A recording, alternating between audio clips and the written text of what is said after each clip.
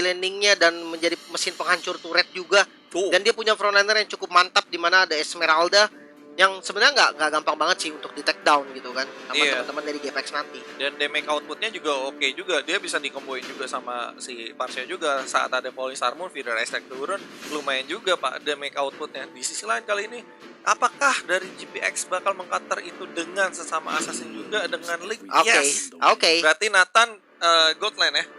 Nathan Goldland. Nathan Goldland. Popolo juga ditaruh Goldland. Matchup Nathan dan Popol sebenarnya ya kalau dibilang bisa lebih agresif mana ya Popol pasti bisa lebih agresif dengan Baidem Kupa, dia bisa ngeharas posisi dari Nathan. Tapi jangan lupa ketika Nathan yang udah punya item maka damage-nya itu yang harus diperhatikan. Popol juga sakit, tapi Nathan ini punya mobilitas yang lebih. Dia punya entropi, dia bisa berpindah dengan bayangannya, dan dia punya defensive skill juga yang harusnya masih bisa oke. Tapi let's see, kita bakal melihat sebagus apa landing stage dari keduanya. Iya, tapi terlihat kalau dari skillnya si Navilera ya, dari MBR sendiri, dia memakai Purify, berarti dengan kata lain dia udah ancang-ancang untuk jadi annoying point ke arah tim GPX sendiri. Karena yang kita tahu dari GPX juga punya banyak hero yang bisa CC, yang bisa nge-stun juga gitu. Jadi dia mau keluar dengan sendirinya. Oke, kita bakal melihat nih kalau kita match up antar supportnya ya sama-sama punya range yang sangat jauh, Yivi sama Parsia. Tapi kalau untuk burst damage mungkin memang dipegang sama Parsia. Dan Parsia ini salah satu hero signaturnya dari Ana. Kita akan lihat nih performa dari Parsianya Ana akankah mengalahkan performa dari Yivi-nya Fundul. Iya, apalagi kita bisa bilang kalau ini tuh rada jauh juga dari klasmen ya. Posisi klasmen sekarang sementara ya dari GPX saja berada di peringkat 2, sementara kalau dari MBR aja berada di peringkat 7. Jadi kalau bisa mungkin dari MBR sebisa mungkin dia bisa menang, kalau enggak bagi poin itu nggak masalah, but it's okay. Kita bakal coba ngelihat dulu untuk game pertama, keseruan game pertama antara GPX berhadapan dengan MBR Delvin. Let's go.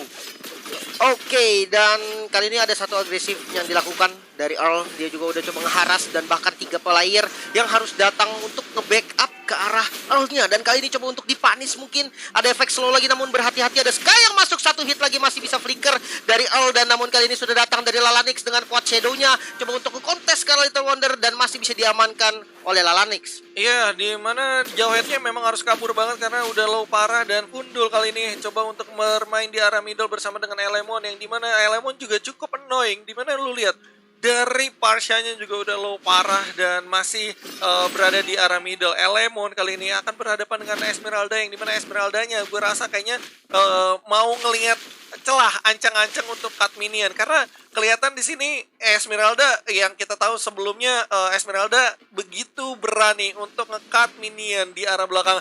Tapi di sisi lain Elemon tidak kalah untuk agresivitasnya, karena dia langsung maju aja bersama dengan dia nggak mau sampai kalah agresif, dia nggak mau sampai kehilangan penguasaan map menurut gua. Oke, sementara ini benar-benar pressure banget untuk jungler yaitu Lalanix. Dia benar-benar kesulitan dari early-nya, namun kali ini Elemon yang coba untuk diincar. Sudah ada Ana juga ke Stro, masih bisa dihindari, energi impact yang berhasil connect. Namun masih ada shield juga yang bakal coba dikejar, namun first blood terjadi di sisi lain ternyata, dan harus tumbang juga dari Elemon. Yes, 1 tuker 1, Bijal juga harus down juga ternyata, dan Cincau kali ini bakal coba untuk makanin gold barriernya ya, gold seatnya. Dan sementara itu kita lihat Fundul ternyata memang harus mati tadi di arah middle ya berarti ya. Yes, ada satu pick off yang berhasil karena Fundul, dan kali ini purple buff dari Sky yang bakal coba untuk dirusuh Navilera di bagian depan. Coba ditempel kali ini Sky-nya, dan lebih milih untuk mundur karena sudah ada Feeder Strike juga yang dibuka nih. Jadi nggak boleh terlalu greedy pastinya, namun masuk kali dari Elemon dengan knockout strike-nya mengejar ke arah Lunar, namun masih ada heal, masih bisa lari lagi.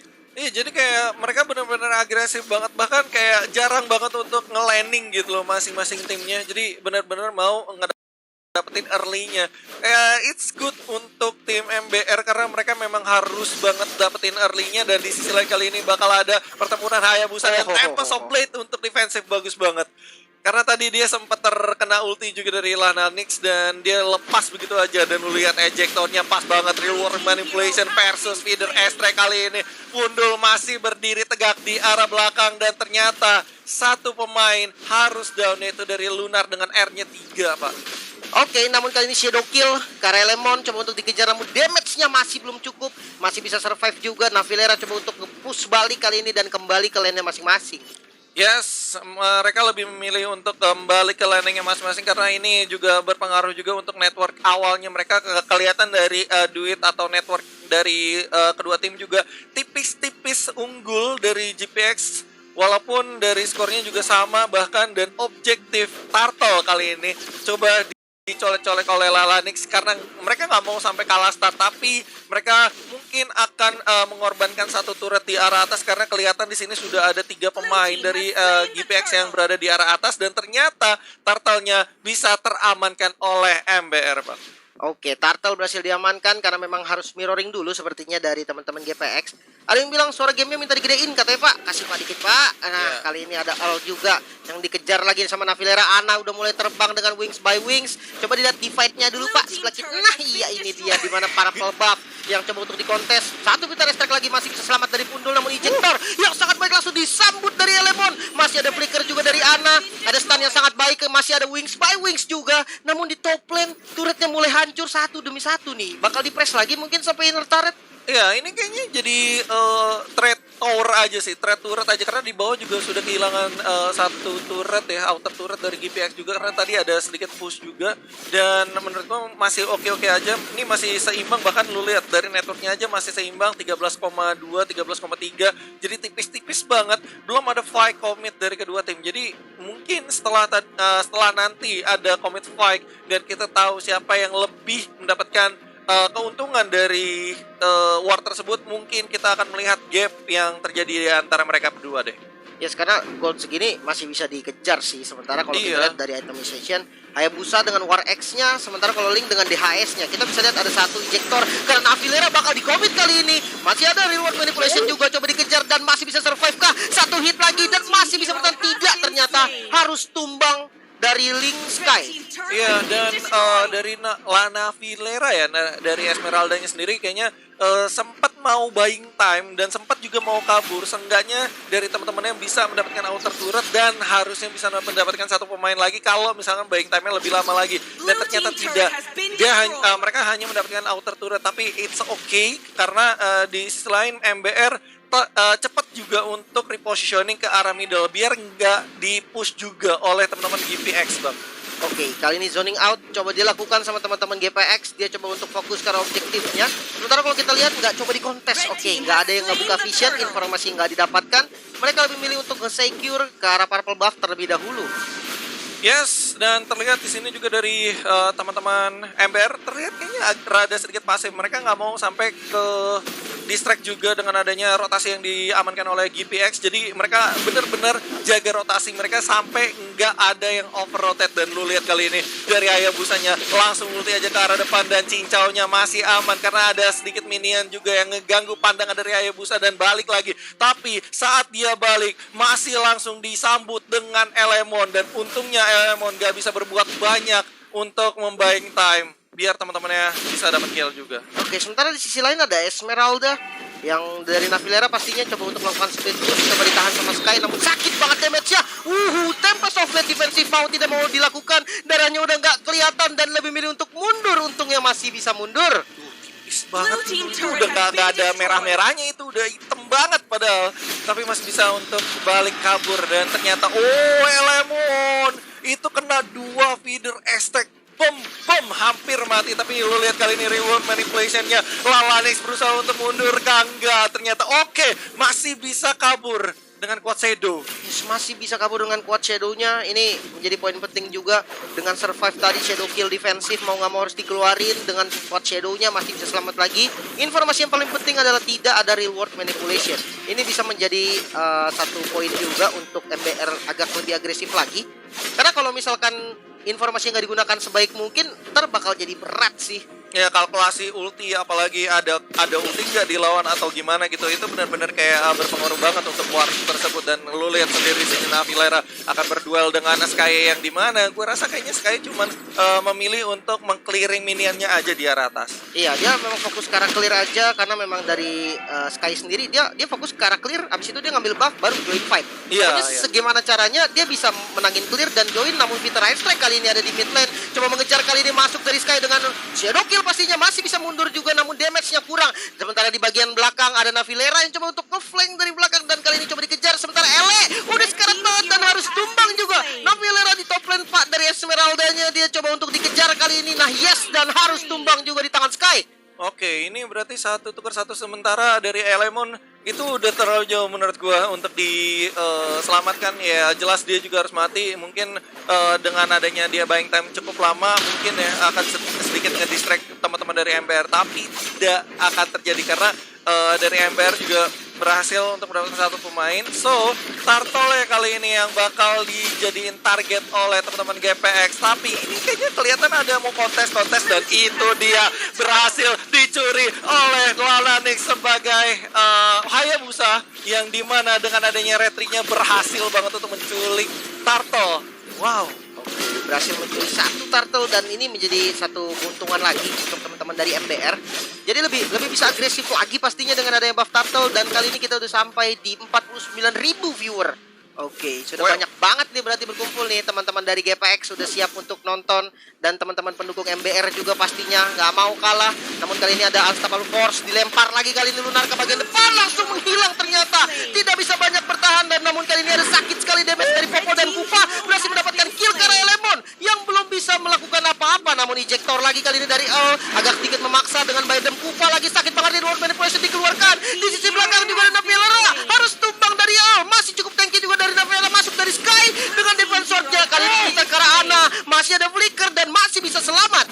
Yes, untungnya masih bisa selamat 2-2, tapi lu lihat di mid lane-nya, dikejar. outer turret-nya juga sudah hancur, tapi bakal dikejar lagi. Oh, Cincau Nathan berhasil untuk mendapatkan satu kill penting dari Lalanix, yang dimana itu emang sulit banget untuk kabur. Itu nggak ada jalan lagi sih menurut gua untuk kabur. Satu penculikan tadi benar-benar berhasil didapatkan sama Cincau. Sebenarnya Cincau yang mau diculik sih tadi, tapi untungnya masih bisa selamat karena memang damage dari Nathan ini sakit banget. Sakit, apalagi Pak. bisa kita lihat dia udah jadi BOD gitu kan. Ini benar-benar sakit banget pastinya.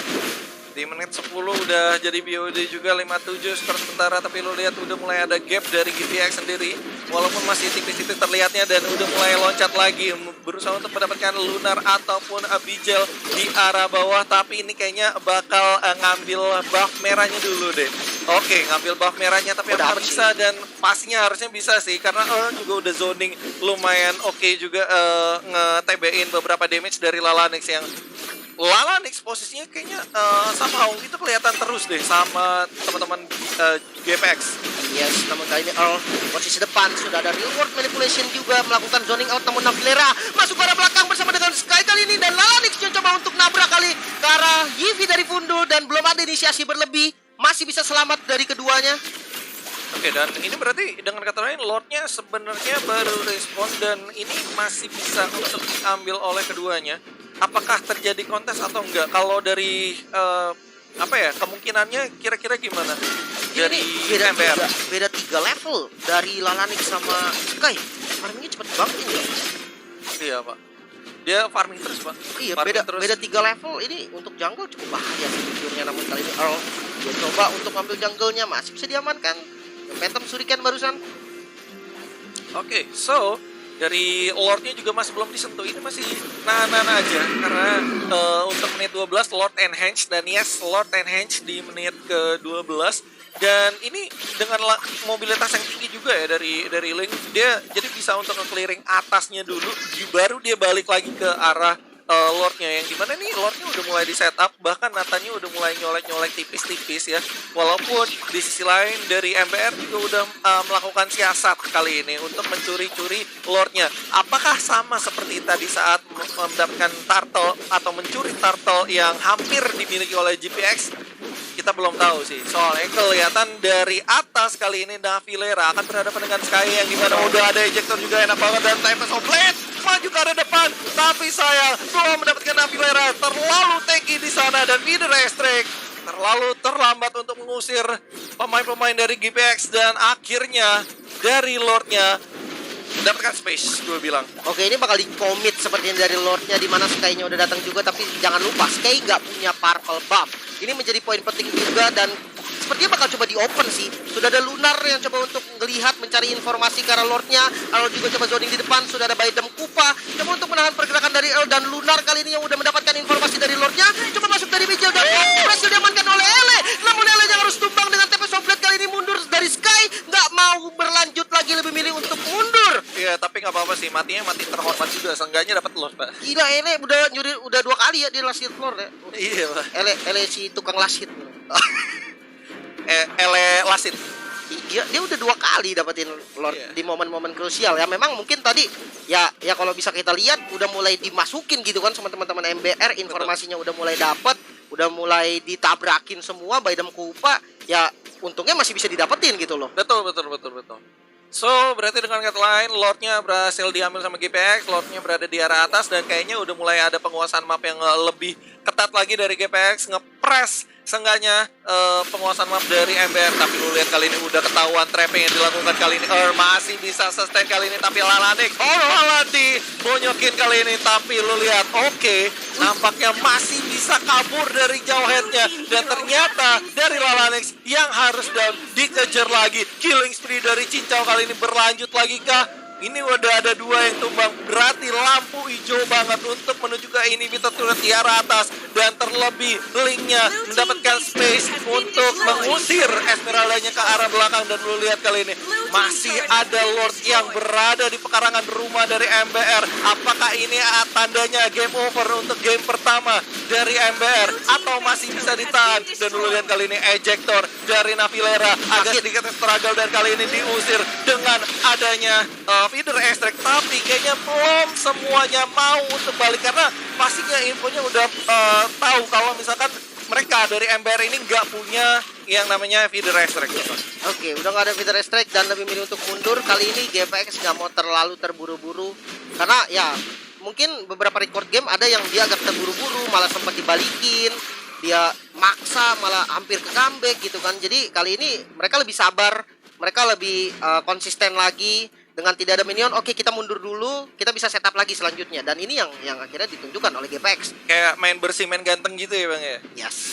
Oke, so, dan ini itemisasi udah jauh ya, lumayan oke juga sih. Walaupun bisa dibilang kalau MBR ini masih bisa kompeten juga, masih bisa catch up juga dengan permainan dari tim GPX.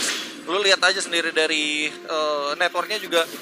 Sebenarnya dari awal tuh nggak jauh beda sampai di menit-menit 9 menit 8 lah seenggaknya yang ada fight commit, akhirnya ada perbedaan antara MBR sama GPX, tapi malah sekarang kayak kena snowball ini dari MBR. Oke, kan ini udah berbeda sekitar 8.000 goldnya dan sepertinya dipaksa push karena kita udah melihat di bawah sudah ada real world manipulation, coba untuk ngincer karena Navilera, ada ejector yang cukup baik, namun turret yang coba dituju berhasil mendapatkan turretnya kali ini, bakal di-fight kah? Dan ada satu flicker juga yang keluar, Elemon ada di depan, sudah ada ejector dari El, namun itu hanya untuk zoning dan masih bisa survive dari keduanya. Wow, itu gokil sih. Perangnya intens, tapi dari MBR juga masih bisa untuk sustain. Ini dampak penuh banget dengan Feeder Strike, tapi lo lihat kali ini Falling Star Moon yang gak mendapatkan siapapun dan mereka benar-benar kesulitan dengan mendefense 3 laning yang mereka agak kacau. Dan sudah kehilangan inhibitor turret juga 23 detik sebelum Lord yang selanjutnya akan respon. Tapi lo lihat kali ini dari Lalanix langsung dikejar begitu aja sama Earl yang ada Unstoppable Force kali ini langsung diulti dan Saton Bijel berhasil untuk mendapatkan Nathannya dan kali ini Lalanix juga harus down, Lunar juga harus down. 2 pemain juga sudah down dari teman-teman MBR. Tempest of Blade masuk ke Navilera, mundur dulu tapi masih bisa still alive. 3 melawan 4. Navilera is still alive. Masih selamat dengan darah yang udah low banget kali ini. Lordnya udah mulai terbuka, bakal langsung diinisiasi mungkin. Yes, sudah langsung di setup kali ini sama teman-teman dari GPX karena melihat keunggulan jumlah dari mereka ini membuat mereka semakin berani lagi sih jadinya. Tapi gue nggak sempat ngelihat si Cincau kenapa harus bisa mati gitu di situ, karena ya menurut gue harusnya bisa diprotek juga sih. Cuman sayangnya memang harus dikorbankan. Tumbalnya juga oke juga, dapat Lalanix plus Lunar juga, dimana mereka dapat Lord tanpa harus menggunakan kontes. Oke, kalau kita lihat dari hero-hero yang dimiliki sama MBR Delvin, mungkin adanya Parsia sebagai high ground ini menjadi poin penting pastinya. Dengan positioning yang oke, Vita Rise Strike bisa banget dipakai untuk zoning atau bisa banget untuk digunakan buat nge-clear Lord. Dan yang harus jaga posisi banget sebenarnya Popol sih.